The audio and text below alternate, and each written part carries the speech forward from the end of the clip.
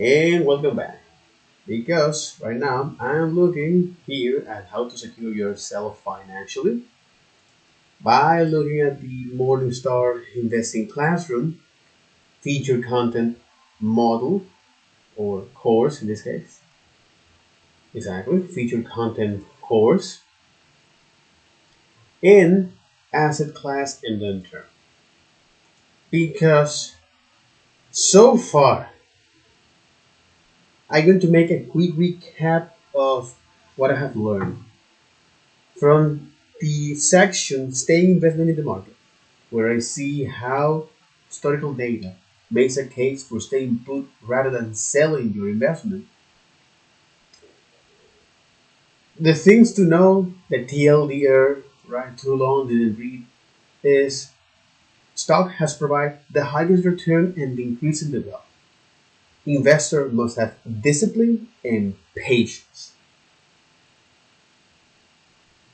Um, Holding on stocks, okay, can pay off in the long run.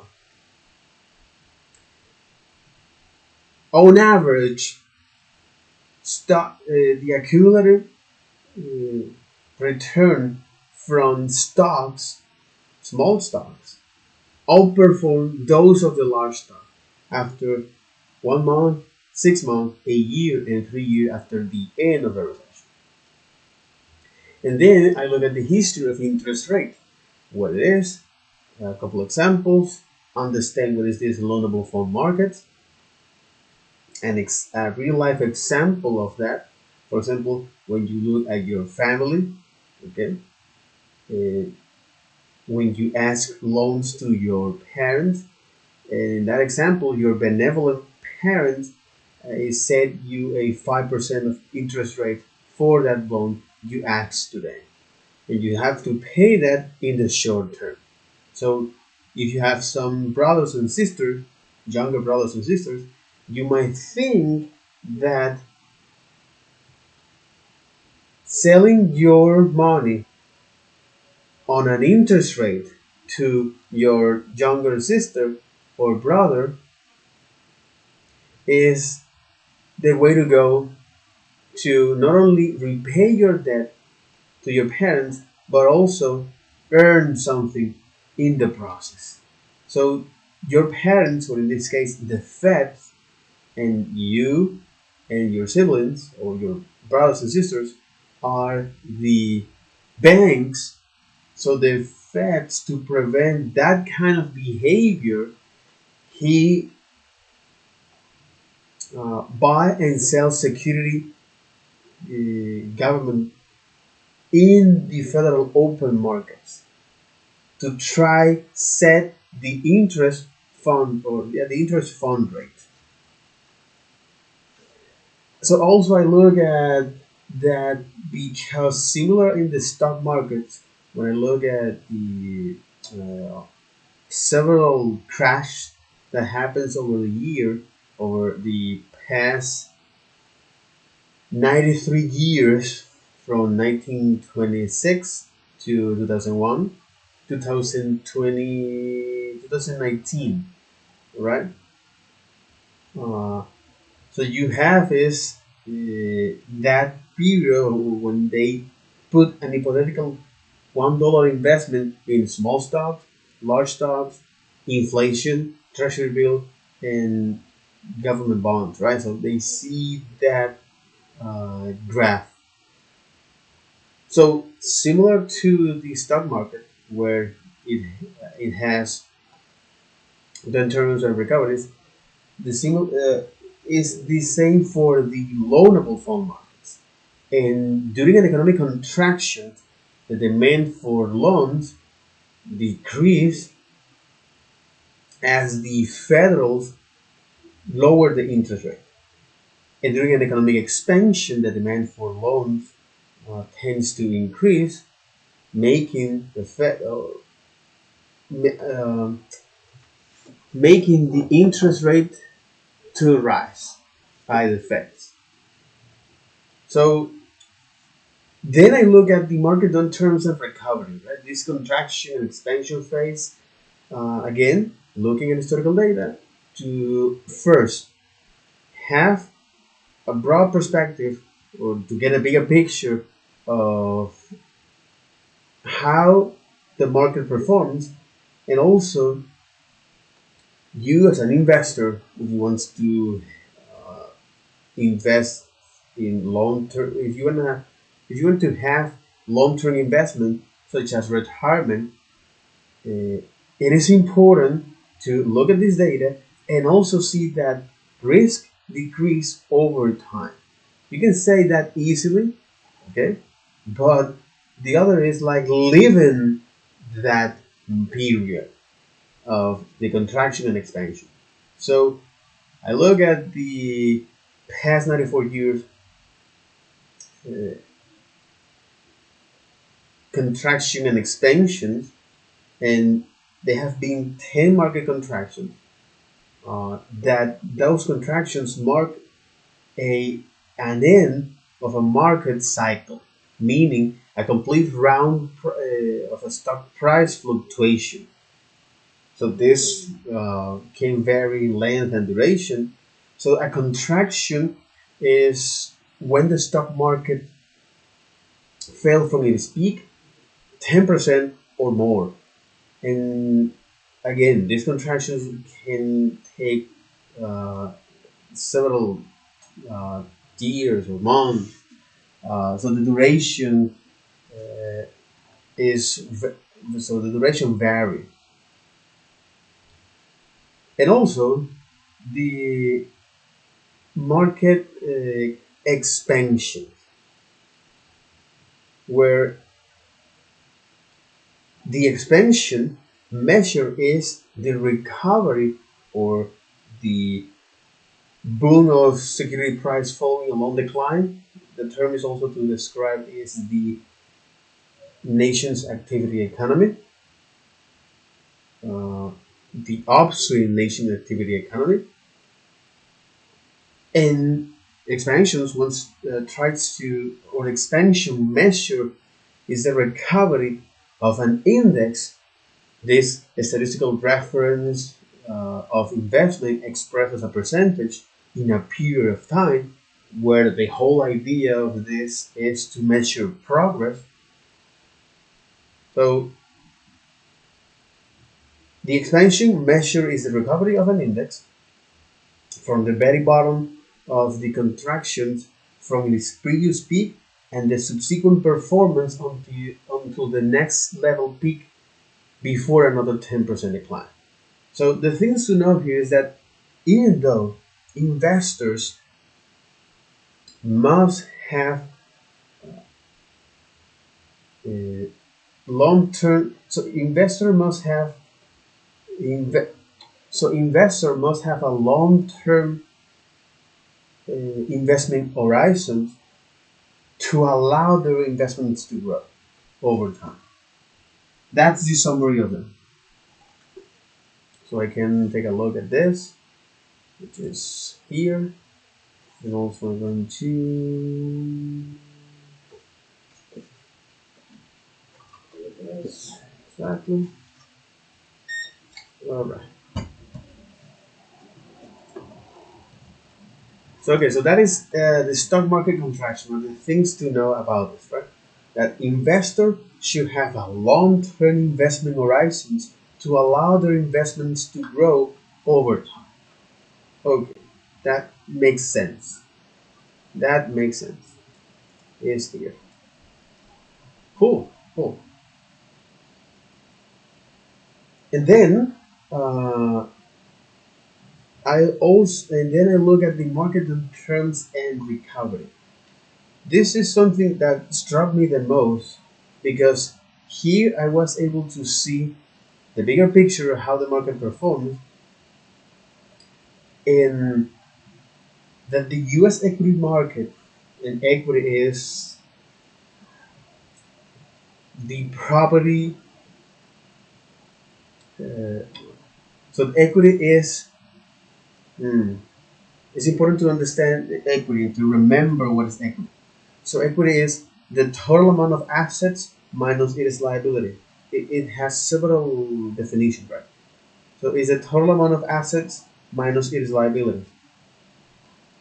Uh, the net worth of a company, the amount of shares you own from a company, or the value of a property minus its lien. So when you look at liens, which are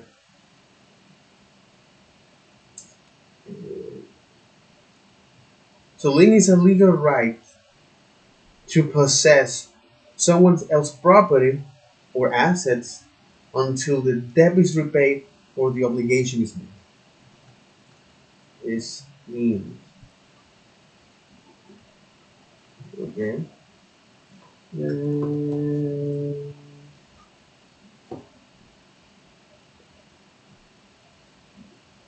no. Uh-huh. Yeah, exactly. So a lien. So a lien is a legal right to possess someone else or to possess another's property or assets until a debt. But here is property. Okay. Lien. A legal right to possess another's property until a debt is repaid or an obligation is met. It's a legal right. So example of liens, all right, are bank liens, real estate, tax, uh, like this. So type of liens: bank liens, judgment lien, mechanic liens, a real estate lien, tax liens. So there are several statutory liens, meaning liens created by law instead of those created by a contract. These liens are very common in the field of taxation, where law often allows tax authority to put liens on the property of the delinquent taxpayer. For example, municipalities can use liens to recover unpaid property taxes.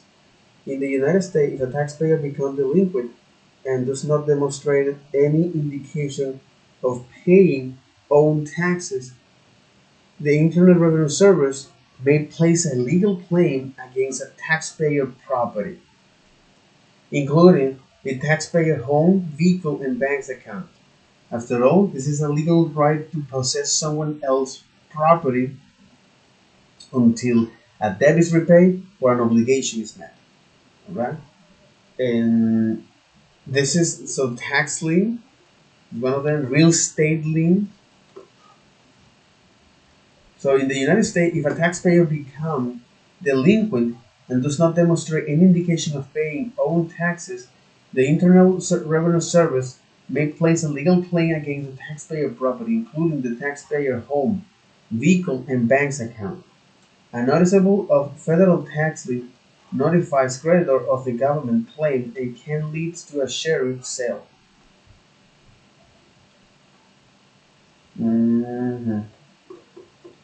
A notice of federal tax lien notifies creditor of the government claim and can lead to a sheriff sale. Sheriff sale. What is a sheriff sale? When it is used, process, and proceeds. What is a sheriff sale? A sheriff sale is a public auction at which property that has been repossessed is sold by court order in order to compensate unpaid creditor. Sheriff sale. So it's a public auction at which property, so in a property that has been repossessed, that has been repossessed, that has been repossessed is sold by court order in order to compensate unpaid creditor. The proceeds of auction that are used to pay mortgage lenders, banks, tax collector, and other litigants who have lost money on the property. In general, a foreclosure auction is held when the property is being sold directly by a bank or other lender who have seized property for non-payment, while a sheriff sale is part of a court order process to satisfy legal judgment against the former owner of the property. But a sheriff sale is a sales option of defaulted or repossessed property at the end of the foreclosure process. The auction member at the auction, members of the public may bid on the seized property, often solely as is condition. Okay. Sell proceeds, pay back the mortgage lender. Okay, sales proceed, pay back the mortgage lender, bank, tax collector, and other claimants. A sheriff sales may occur to satisfy a court order on a lien holder. But again, isn't once I look at the equity, because it just opened up a universe here of equity, right? Uh, so the U.S. equity market, and the equity is, well, the total amount of asset minus its liabilities, the total net worth of a company, a, the amount of share you own from a company, or the property you have minus its liens. The value of a property minus its lien. And a liens is a legal right to possess other property until a debt is repaid or an obligation is met. So tax lien exists, real estate lien as well, mechanics liens, judgment liens, bank liens. All right, each one of them has the right, legal right, to possess your any of your property if you don't uh, pay them or fulfill an obligation. A lien. A lien in Spanish is gravamen.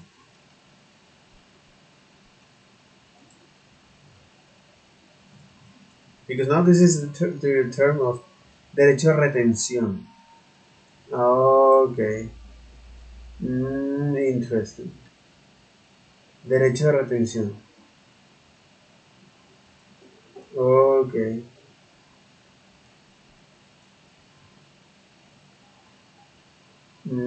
Interesting. Derecho de retención. O a lien by that. Okay. Interesting. Interesting. Ya, comprendo, comprendo. Okay.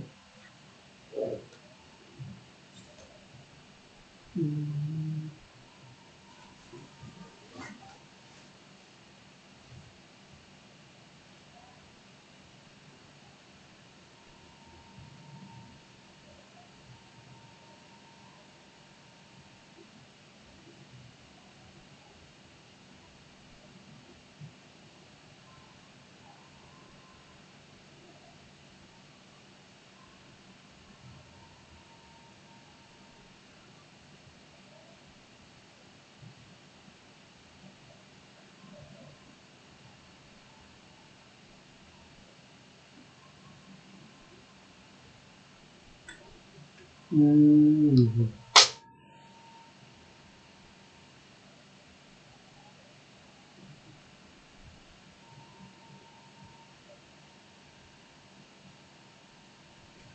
Okay.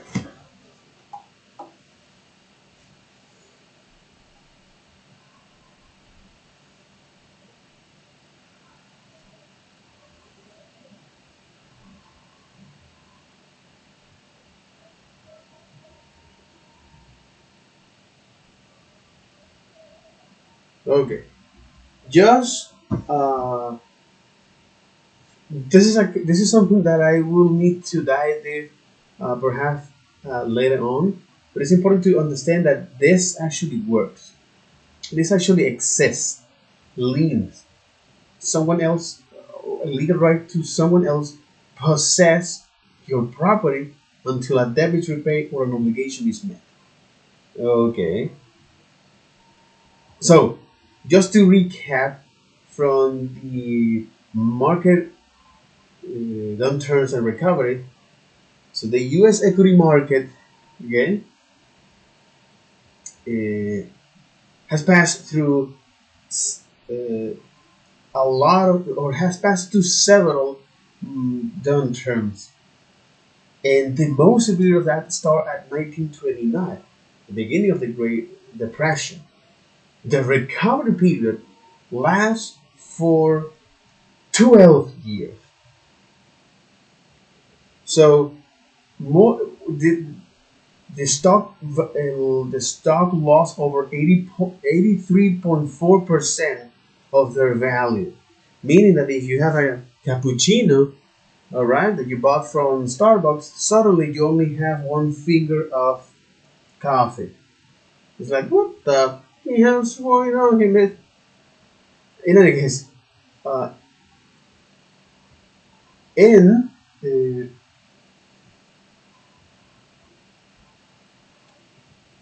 yeah, how do you call that?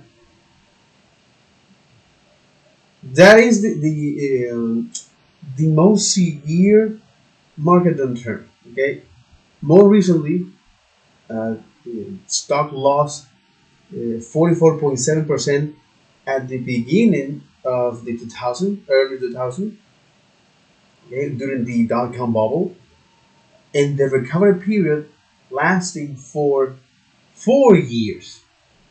And in 2007, 2008, when the stock lost 50.7%, the recovery period now this time took over 3 years.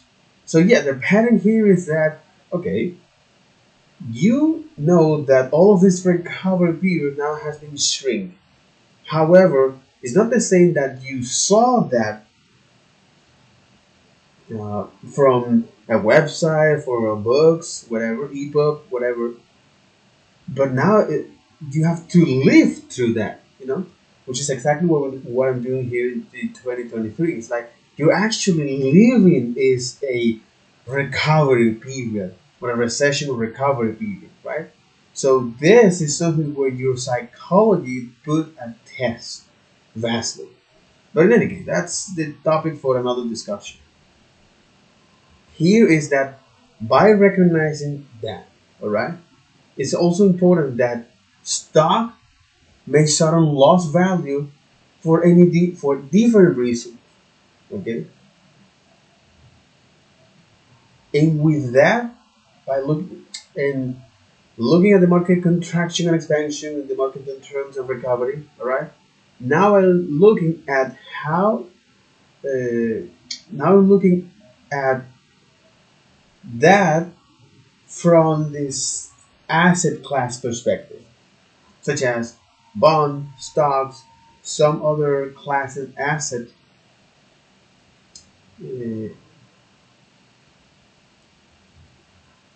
in some portfolio structures as well.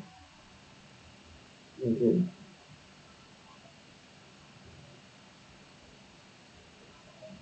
In some portfolio structures,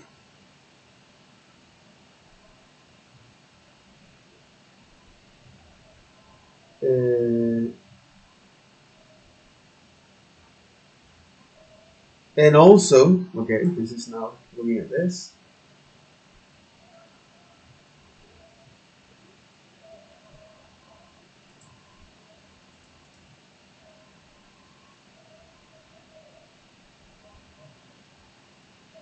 hmm exactly. So here, so now in this introduction to asset class and the terms, what I'm looking here is that the done terms and recoveries respect to the asset class, such as bonds, stocks, some other class of asset, and with some sample portfolio structures. And we'll also look at the correlation of different assets with a broader market. So I'm going to wrap this model here, or to end this video with that introduction. Uh, and before that, before end this video, I just want to recap briefly about bond yields during recession. They are driven by factors such as the the supply and demand for loans, the monetary policy, and the inflation. The Fed has the federal fund rates, the rate at which commercial banks lend fund each other, and the discount rate, the either the interest rate that the Federal Reserve charge banks for short-term loans, or the rate used to discount uh, to discount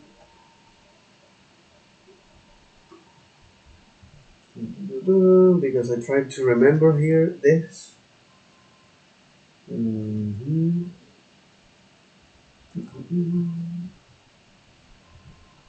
No, wait. Is this is the discount rate? See, the discount rate, exactly. So, or the rate used to discount future cash flow in the discount cash flow analysis. Okay, the rate used to the rate the rate used to discount future cash flow, or the rate used okay, or the rate used to discount future cash flow in discount. So one of them is the interest rate charge bank for short-term loans, or the rate used to discount or the rate used to discount rate or the discount or the rate used to discount future cash flow. Discount future cash flow.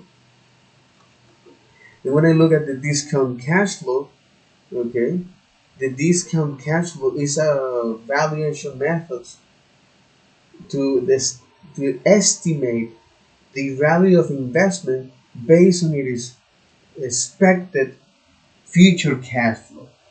Okay, and the cash flow is the movement. Okay, and the cash flow is the movement of money. Uh, yeah, the cash flow is the movement of money in and out of a company, or the net amount of cash and cash equivalents being transferred in and out.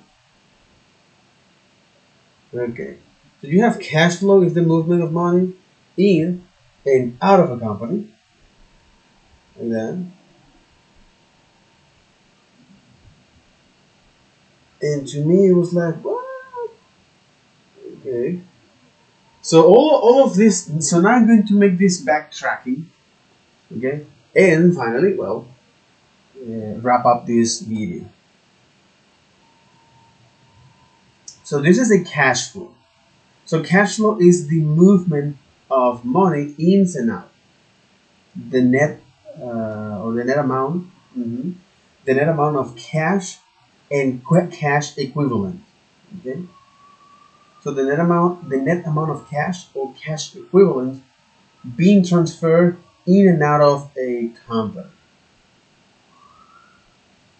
Okay. So cash flow is used to cash flow is used in the discount cash flow, that this is evaluation methods to estimate the value of an investment based on its future cash flow. Okay, based on its future cash flow, and DCA, or this discount cash flow, uh, is used to determine or this the discount rate or discount cash flow. Discounted cash flow is what the okay in the discount cash flow is what the discount rate used to determine that, right? So the discount rates uh, used the discount rate is here. So the discount rate is the rate used to discount future cash flow in a discount cash flow analysis. Okay, all right. So this is the discount rates, either the interest rates that are. So the discount rate is either the interest rate that the Federal Reserve charge banks for short-term loans, or the rate used to discount future cash flow in the discount uh, cash flow analysis. The discount, the discount cash flow is the is a valuation method to estimate the value of an investment based on its future expected cash flow. Yeah, exactly. So based on its expected future cash flow. The DCA analysis attempts to figuring out the value of an investment today based on projection of how much money it will generate in the future. Okay. Yeah, so based how much money it will generate on the future, it make projection of that. Or in other words, is this method is a valuation method to estimate the the value of an investment based on its future, based on its expected future cash flow. Cash flow, the movement of money in and out of a company. Okay. So with that, I'm going to uh, wish you the best and take care. Bye bye.